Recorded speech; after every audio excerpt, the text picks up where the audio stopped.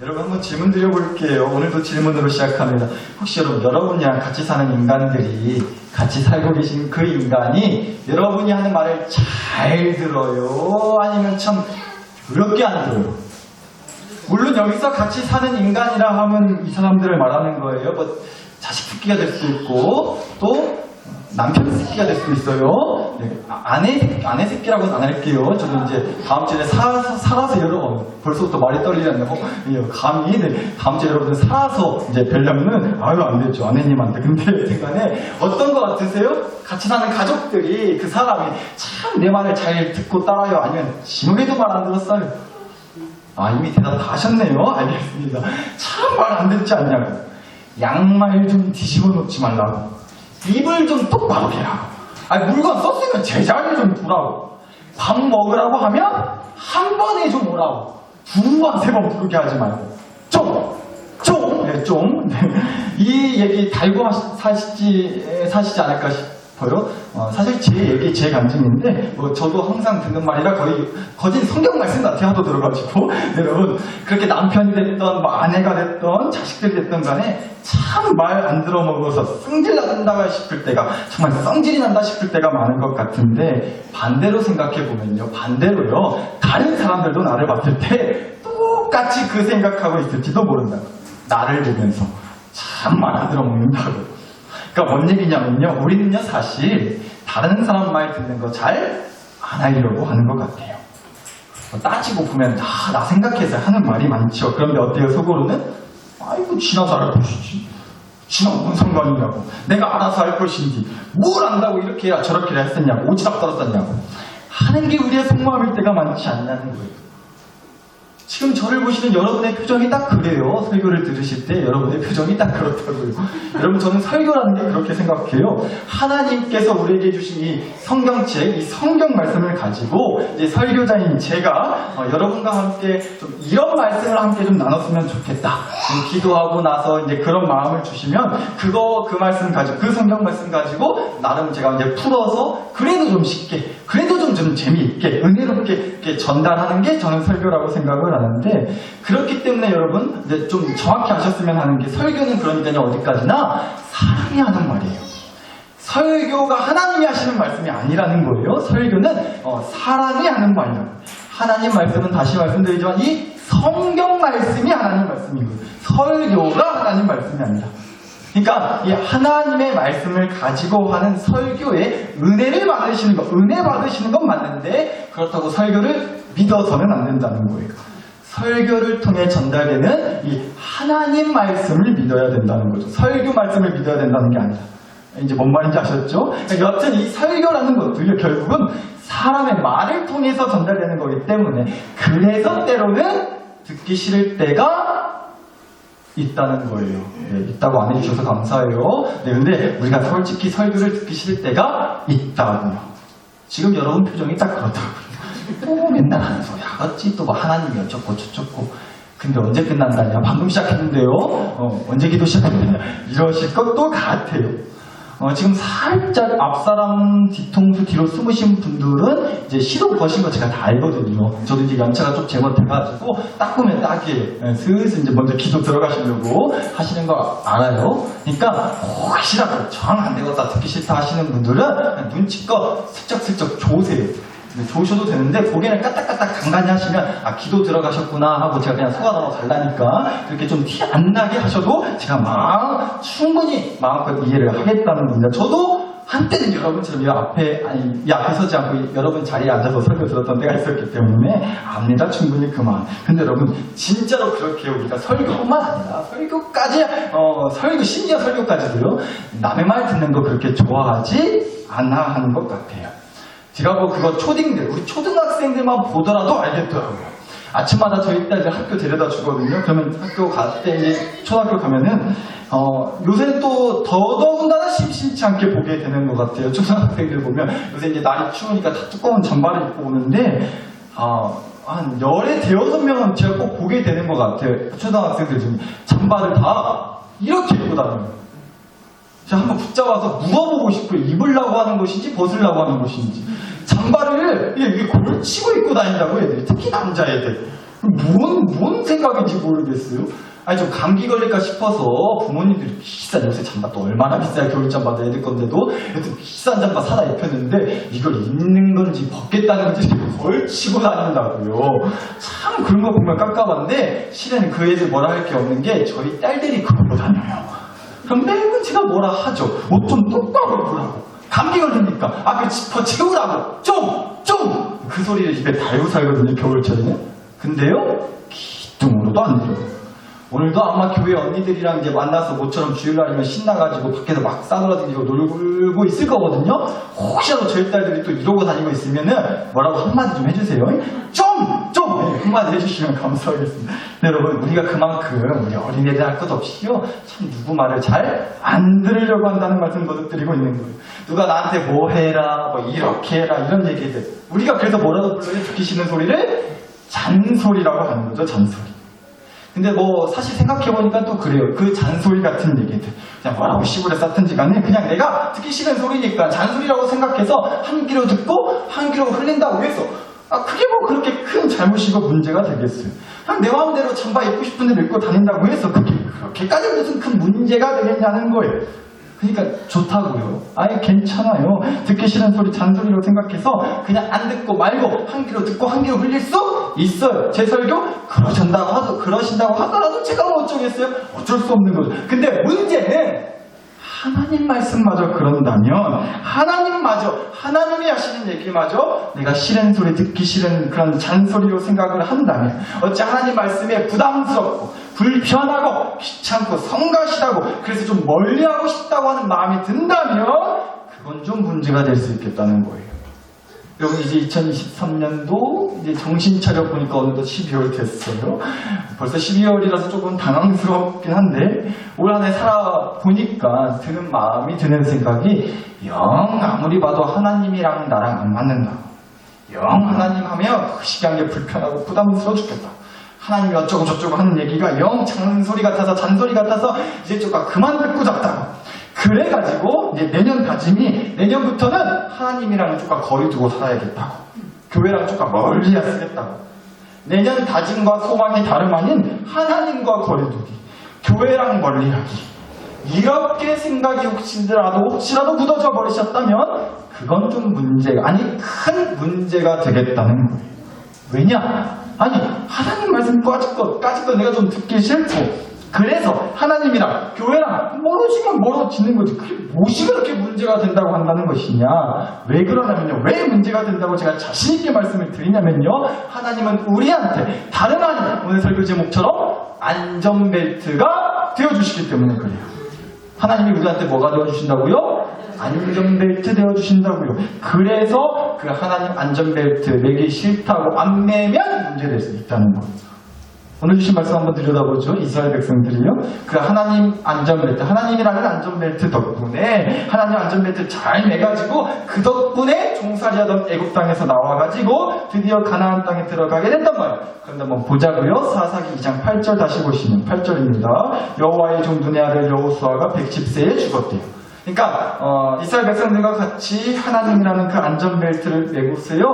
그 백성들을 데리고 가나안 땅으로 이끌었던 지도자 여호수아가 죽게 됐다는 거예요. 그런데 그리고 나서도 여호수아가 죽고 나서도 뭐 이스라엘 백성들의 믿음이 그래도 나름 괜찮았어요. 한번 7절 다시 보시면 7절입니다. 백성이 여호수아가 사는 날 동안과 여호수아 뒤에 생존한 장로들 곧 여호와께서 이스라엘을 위하여 행하신 모든 큰 일을 본 자들이 그래도 사는 날 동안에 뭐 했어요?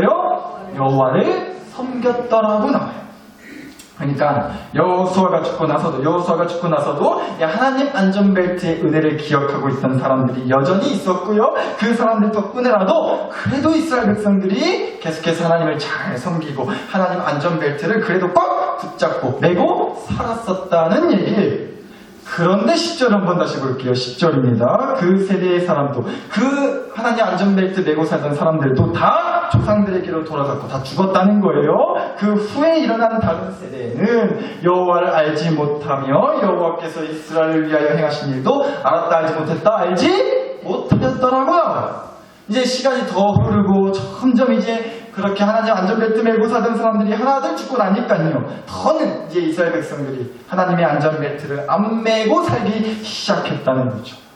그랬더니요 11절에서 13절 한번 보실게요. 11절 이스라엘 자손이 여호와의 목전에 악을 행하여 바알 신들을 섬기며 애굽 땅에서 그들을 인도하여 내신 그들의 조상들의 하나님 여호와를 뭐예요? 버리고 다른 신들 곧 그들의 주위에 있는 백성의 신들을 따라 다른 신들 안전벨트 냈다는 거예요. 그들에게 절하여 여호와를 진노하시게 하였으되 곧 그들이 여호와를 버리고 바알과 아스타롯을 섬겼다고 나와요. 보세요. 여러 번 나오죠? 하나님을 뭐 해버렸다고요? 버렸다고요. 하나님을 버렸어요. 그리고는 하나님이 아닌 인간들이 만든 우상신, 짝퉁신 안전벨트를 차고 댕겼다는 얘기예요. 그러니까 뭐예요? 하나님 안전벨트가 영 불편하다고, 마음에 안 든다고, 별로라고, 부담스럽고, 귀찮고, 성가시다고 그냥 하나님 안전벨트 안 메고 살기 시작했다는 거예요. 근데 여러분 말씀에도 나오잖아요. 애굽 땅에서 백성들을 인도하여 내신 하나님을 버린 거라고. 애굽 땅에서 백성들을 인도하여 내주신 그 하나님을 버린 거라고. 그러니까 기껏 이 백성들이 하나님 안전벨트 덕분에 애굽 땅에서 나올 수 있었고 가나안 땅에 들어올 수 있게 됐는데 그 하나님의 은혜, 자비, 사랑, 열심 그야말로 하나님 안전벨트 덕분에 자기들 인생이 여기까지 올 수 있게 된 건데 그거 다 까먹고 이제는 하나님 안전벨트가 뭐 심하면 안 된다고 귀찮고 불편하다고 그냥 벗어 제끼는 그래서 다른 안전벨트면은 그런 모습을 보이게 했다는 얘기예요. 그런데 여러분 혹시 최근에 사랑해라는 말을 들어본 적이 언제 있으세요? 갑자기요? 네. 근데 사랑해라는 말을 혹시라도 들어본 적이 있으세요? 사랑해, 사랑합니다 이런 말. 뭐 어디서 모르는 번호로 전화 와서 사랑합니다 고객님 이거라고 뭐 들어본 적 없으세요? 아니면 반대로 여러분이 다른 사람한테 말해본 적 없으세요? 반대로 여러분이 다른 사람한테 가족들이나 누구한테 사랑해, 사랑합니다 라는 말을 남한테 해본 적은 없으시죠? 사랑해라는 소리 바라지도 않으니까 미원 안 했으면 좋겠다고 혹시 그럴지 모르겠는데 여러분 사실은 우리가 또 그런 게 좀 있는 것 같아요. 사랑해라고 해준다고 해서 그 말이 또 그닥 사랑스럽게 느껴지지 않는다. 사랑스럽게 받아들이지 못하는 거예요. 여러분 사랑합니다. 사랑해요. 사랑해요. 목사로 사는 거 쉽지가 않습니다. 앞에서 이런 것도 해야 돼요. 여튼간에 여러분 앞에서 목사가 있는 애교 없는 애교 탁 털어서 사랑한다고 애교 좀 떨었는데도 속으로 무슨 꿍꿍이가 있어서 저런다며 아니 정신 반짝 차려야지. 까딱 그냥 넘어갔다가는 앞에서 사랑해 하고 뒤로 가서 사기치는 목사들 내가 많이 봤다고 내가 그렇게 호락호락하는 건 아니라고 혹시 또 그렇게 생각하시는 분이 계실지 모르겠어요. 앞에서 그냥 순수한 마음으로다가 연말에 사랑합니다 라고 한 건데도 날카롭게 나를 세우는 거예요. 가족들한테도요 엄마 사랑해 여보 사랑해 라고 뜬금없지만 그렇게 갑자기 뭐 사랑해 라고 이제 가족들이 말을 해줬어요. 그럼 또 이렇게 반응을 하는 거죠. 또 뭐 사달라고 뭐 잘못했는데 또 뭐 하나님을 속여도 엄마는 못 속인다니 다 말하고 다 들킨다고 사랑이라는 말로 슬쩍 넘어가려고 하고 있다고 그렇게 날카롭게 나를 세우게 된다는 거죠. 우리가 그러지 않냐는 거예요. 사랑이라는 말에. 그런데 더 큰 문제는 뭐라고요? 하나님한테도 그러지 않냐는 거예요.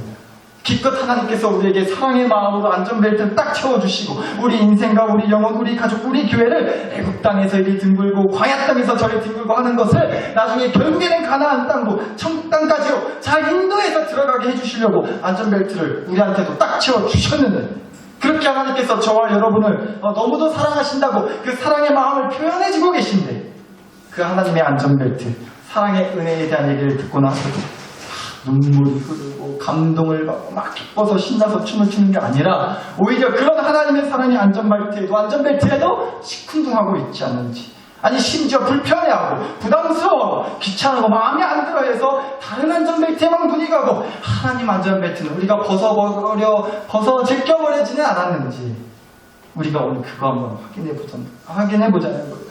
내 인생에, 내 영혼에, 우리 가정에, 우리 교회에 그 하나님 안전벨트 우리가 잘 메고 있는지 우리 그거 오늘 한번 확인해보자는 겁니다. 여러분 그게 왜 중요하냐면요. 내 영혼에, 우리 가정에, 우리 교회에 하나님 안전벨트가 잘 매져 있고 채워져 있는지 확인하는 거, 그거 아무리 불편하고 부담스럽고 무겁다 하더라도 그래도 하나님 안전벨트 차고 사는 거 왜 중요하고 왜 그게 그렇게 대단한 것이냐면요. 이 말씀 때문에 특히나 더 그래요. 여러분 이제 신약성경으로 넘어가서 마가복음 16장 7절 말씀을 좀 함께 보실게요. 마가복음 16장 7절입니다. 읽어드릴게요. 가서 그의 제자들과 베드로에게 이르기를 예수께서 너희보다 먼저 갈릴리로 가시나니 전에 너희가 말씀하신 대로 너희가 거기서 배우리라 하라 하는지라는 얘기가 나와요. 그러니까 이제 예수님께서 십자가에 달려서 죽으시고 다시 3일 만에 부활, 다시 살아나셨단 말이에요. 그리고 예수님 무덤에 찾아갔던 여자들이 있었는데 그 여자들한테 천사가 나타나서는 쉽게 말해서 광고한 거예요. 야야, 예수님이 참말로 다시 살아나셨다. 그러니까 얼른 제자들한테 가서 예수님이 부활하셔가지고 전에 약속한 대로 예수님이 갈릴리에 먼저 가 계시니까 제자들한테 후딱 갈릴리로 오라고, 갈릴리로 다시 예수님을 만나러 오라고 말 좀 전해주라고 그렇게 광고를 해줬다는 거죠. 그런데 여러분 이 말씀에서 우리가 좀 이걸 주목해보자는 거예요. 굳이 말씀에서, 이 말씀에서요 굳이 제자들과 베드로에게 예수님의 부활 소식을 전해라고 했다는 거죠. 여러분 베드로에게 했어요. 근데 베드로도 예수님의 그 12제자 중에 한 사람이었어요. 그리고 제자들 중에 베드로만 있었던 것도 아니에요. 그러니까 뭔 얘기냐, 그냥 제자들에게 예수님이 부활했다는 거 말 좀 해줘라 이렇게 얘기해도 됐단 말이에요. 그렇게 얘기해도 그 제자들 중에 베드로가 이 포함되어 있기 때문에 이 베드로에게도 알아서 잘 전달할 거예요. 제자들에게 전달하라고만 말을 해요. 그런데 굳이 제자들 그리고 베드로 이렇게 베드로의 이름을 콕 집어가지고 얘기를 했다는 거죠. 그러니까 이런 느낌인 거예요. 야야 가서 제자들한테 예수님한테 부활했다고 얘기 좀 해줘. 근데 제자들 중에 베드로한테 꼭 말해줘라. 가서 빼먹지 말고 베드로한테 꼭 예수님이 다시 살아나셨다고 얘기 좀 꼭 좀 전해줘라 라고 얘기했다는 거죠. 대체 왜일까요? 왜 베드로의 이름을 콕 집어서 얘기했던 걸까요? 다른 제자들은 제자 아니에요? 다 제자들인데 베드로만 제자 아니었고 다 제자들 여러 있었는데 왜 베드로만 콕 집어 얘기했냐? 여러분 베드로가 어떤 인간이었어요? 예수님께서 이제 붙잡혀 가실 때 예수님 제자들 다요 12제자 다 너나 나나 할 것 없이 다 그렇게 도망쳐 버렸어요. 배신한 가룟 유다 빼고. 그러니까 한마디로 다 썩을 놈들이었죠. 그런데 그 썩을 놈 중에서도 제일 썩을 놈 뽑자면 누구겠어요? 당연히 베드로죠. 나중에 천국 가서 베드로 형님한테 좀 죄송하긴 한데 솔직히 베드로가 제일 썩을 놈이에요. 왜요? 베드로는 다른 제자들처럼 도망친 것도 모자라서 도망친 것뿐만 아니라 괜히 예수님이랑 잘못 엮여가지고 자기도 어떻게 잘못될까봐 예수님을 3번, 한 번도 아니고 2번도 아니고 3번씩이나 예수님을 모른 척하고 심지어는 저주하기까지 했던 제자였기 때문에 그래요. 그럼 여러분 제자들도 제자들이지만 특히 베드로에게, 특히 콕 집어서 베드로에게 예수님이 다시 살아나셨다는 얘기를, 그러니까 꼭 베드로에게 그 얘기를 하라고 했던 뜻이 뭐였겠냐는 거예요. 얼른 생각해보면 우리 같으면 이런 마음 때문이지 않았을까 싶더라고요. 베드로 이 새끼 너는 뒤졌다. 이놈 새끼를 그냥 어디 나를 그렇게까지 모른 척하고 어떻게 그렇게까지 저주할 수가 있냐. 아이고 무서워가지고 다른 제자들처럼 도망친 것까지는 내가 봐주겠고 이해하겠는데 이 베드로 새끼는 나를 한 번도 아니고 2번도 아니고 3번씩이나 모른 척하고 저주를 하냐고. 그냥 차라리 이걸 다물고 멀리 도망쳐버릴 건지. 알았다 임마. 내가 그거 다 봤어. 다 기억하고 있다. 넌 진짜 뒤졌다 진짜. 나는 마음, 야 베드로한테 꼭 말해. 베드로 이런 마음으로 한 거일 수도 있겠어요. 아니면 반대로 우리 같으면 이러지 않았겠어요. 야 예수님 부활하셨다고 제자들한테 가서 싹 다 말해라. 근데 야, 베드로한테만큼은 절대 말하지 말아라. 내가 그놈의 시기 연락처를 싹 지워버렸으니까 아주 그냥 상두고 가지 말라. 절대 연락하지 말아. 그놈한테는. 뭐 지 알아서 살든지 말든지. 우리 같으면 좀 그런 마음 들지 않았겠어요? 오히려 반대로 그렇게 할 수도 있겠더라고요. 그런데 말씀 보니까 어쨌다고요? 다시 보시면 가서 그의 제자들과 누구에게? 베드로에게 이르기를 콕 집어 베드로에게 예수님의 부활을 말하라고 시켰단 말이에요. 도대체 이거 무슨 뜻이냐고요. 어떤 예수님의 마음이 담겨 있었겠냐고요. 이런 것 같아요. 좀 말씀을 묵상해보니까요. 여러분 우리가 살아가다 보면, 우리가 인생을 살아가다 보면 은근히 그럴 때가 많아요. 아니 제가 여러분보다 훨씬 더 짧은 인생을 살았지만 저도 참 많이 겪게 되는 것 중에 하나가 거진다 그런 것 같아요. 사실은 2번씩 기회 잘 안 주더라고요. 2번 기회 잘 안 준다는 거예요. 더 시간 안 준다고요. 얄짤없더라고요. 잘못했어? 그럼 탈락이라는 거예요. 바로 벤치 먹는다. 여러분 축구를 예를 들어도 축구하는 거 보면요, 상대팀한테 이제 우리 팀이랑 다른 상대팀이랑 우리나라랑 다른 나라랑 이제 축구 경기 하잖아요. 상대팀한테 우리나라가 골 먹혔어요. 1대0, 2대0으로 지고 있어요. 근데 이제 90분 지나고 연장 시간 다 추가 시간 다 지나서 이제 경기 시간이 끝났단 말이죠. 그런데 아직 역전 못했으니까 시간 더 줄란다고, 역전할 때까지 시간 주겠다고 그러지를 않는단 말이에요. 그런데 우리 인생이 꼭 그런 축구 경기와 크게 다르지 않다라는 겁니다. 기회 더 안 줘요. 실수하고 잘못하면 바로 다른 사람한테 기회 넘어가 버린다고. 얄짤없이 그냥 아웃이고요, 탈락시켜요. 그래서 우리가 매일같이 그렇게 긴장 속에 살고 뭘 잘못하면 실수하면 끙끙거리고 불안해하고 두려워하게 되는 거죠. 2번의 기회를 안 주니까.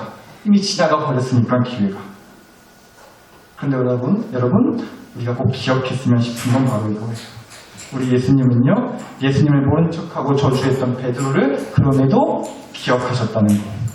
예수님 안전벨트를 부러져버린 그 베드로에게 그럼에도 예수님은 안전벨트를 다시 채워주시겠다고 한 거 아니겠냐고요.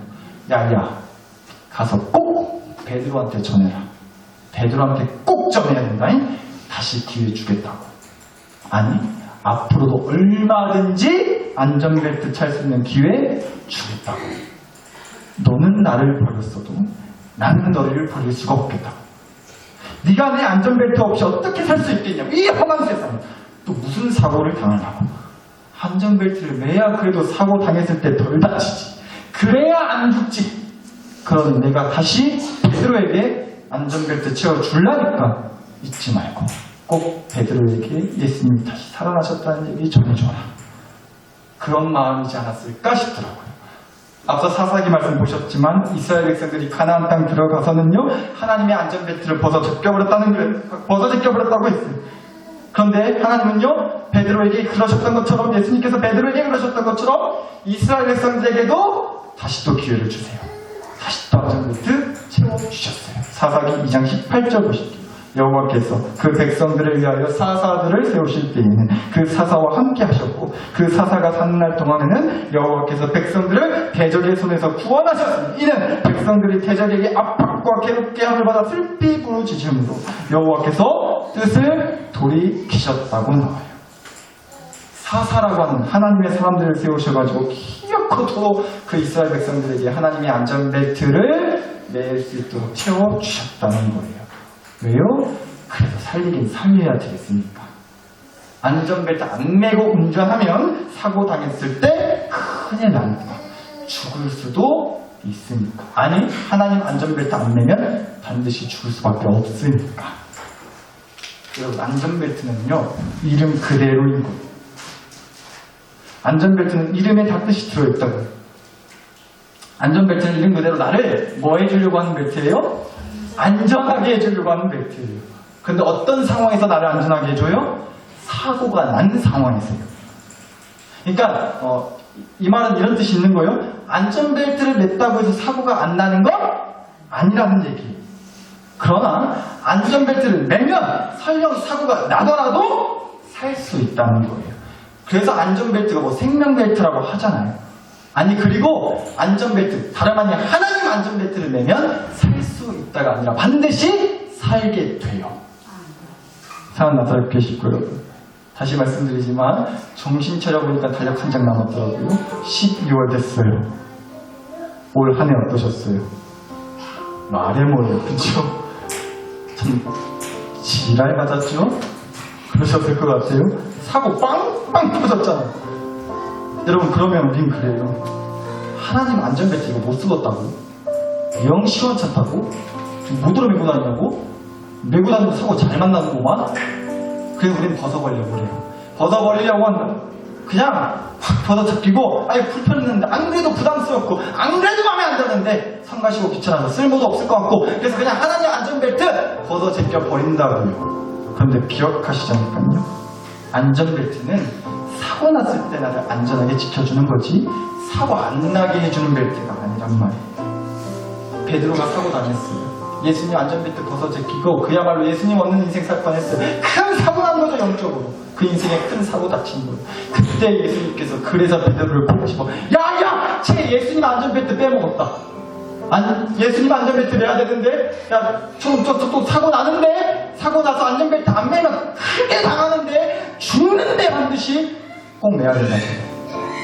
그래서 베드로에게 꼭 집어 안전벨트 채워주셨단 말이에요. 이스라엘 백성들에게 바알신이 원신이 그 안전벨트가 더 마음에 든다고 하나님 안전벨트 벗어 제꼈는데, 야야! 이 백성들 하나님 안전벨트 없으면 죽는데, 사고 나면 반드시 다 죽는데, 다시 채워줘야지. 라고 하셨단 말이에요. 사람 잘 계시고요. 그래서 안전벨트 하는 거예요.